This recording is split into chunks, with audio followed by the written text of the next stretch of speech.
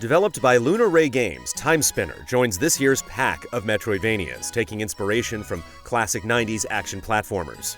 Although the game has nice sprite work, a great soundtrack, and some solid gameplay, its story, side quests, and time stop mechanic aren't exciting enough to set it apart. Timespinner's story follows Lunaeus, a girl who has trained her whole life to be a time messenger. On the day of her inauguration, her home is attacked by an evil empire. In order to save her home from complete annihilation, Lunaeus must travel back in time to prevent the Empire from ever becoming a superpower. The story starts off fairly simple, and while it does get more complex as it goes on, it's a bit dull overall. Notes and memories found throughout the game can help fill in a few of the gaps, but thankfully, these are brief, and they aren't really necessary to understand the main plot.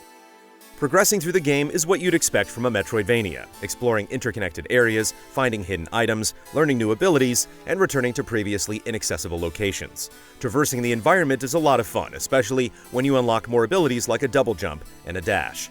The sense of exploration is a bit limited in the early stages, but thankfully it branches out as you get further into the game.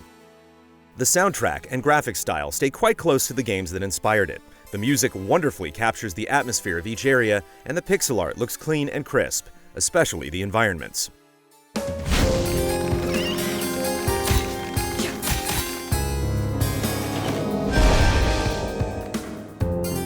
One of the more unique aspects of the game is how magic orbs replace standard physical weapons like swords or guns. Some have straightforward melee attacks, like summoning giant green swords or attacking with the orbs themselves, while others can be a bit more flashy, like summoning guns, lightning bolts, or fireballs. Early in the game, switching between orbs is encouraged too, since enemies are vulnerable to certain ones, but this feels less important as your character grows in power. So you'll most likely end up using a certain orb out of preference for the second half of the game. Orbs can also be mixed and matched if you want to experiment, but doing so never really feels that effective or beneficial. Players can also equip necklaces that grant some of the most interesting and bombastic abilities in the game. Aura Blast, for instance, shoots out a blue burst of energy similar to the Charge Shot from the Mega Man X games. Meanwhile, Colossal Blade summons a giant sword that slashes through foes.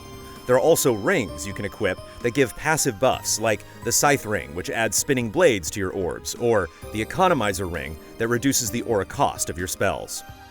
Alongside her arsenal of orbs and trinkets, Lunaeus can stop time on the fly, allowing her to easily avoid enemies or jump off of them to reach higher ground. This has the potential to be an exciting mechanic, but the game rarely presents any interesting ways to utilize it.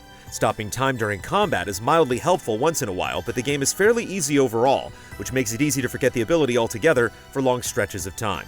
It's much more useful in the game's Nightmare difficulty setting, but that mode is locked at the start.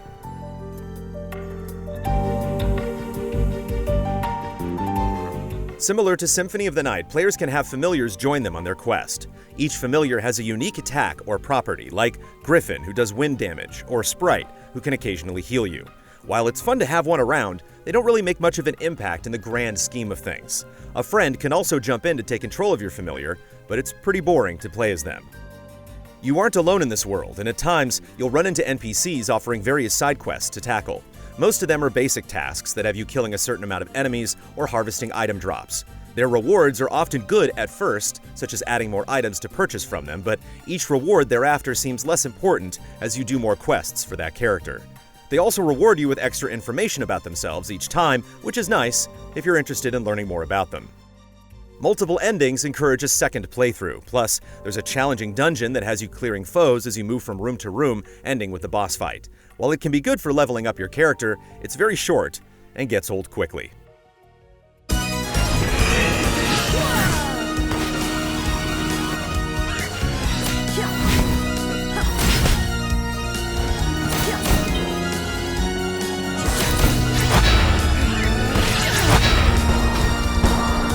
Timespinner is a good callback to the 90s and games that inspired it. It has some solid combat, decent exploration, and a great soundtrack. The story and side quests are a bit dull, and the time mechanic never delivers on its potential, but it's still an enjoyable adventure overall.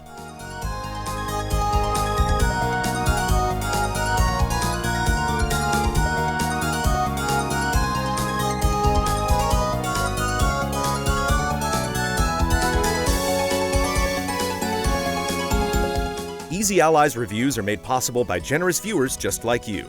If you like what you see, check out patreon.com/easyallies to help us make more. For just $1 a month, you can gain access to weekly updates, spoiler discussions, and exclusive shows.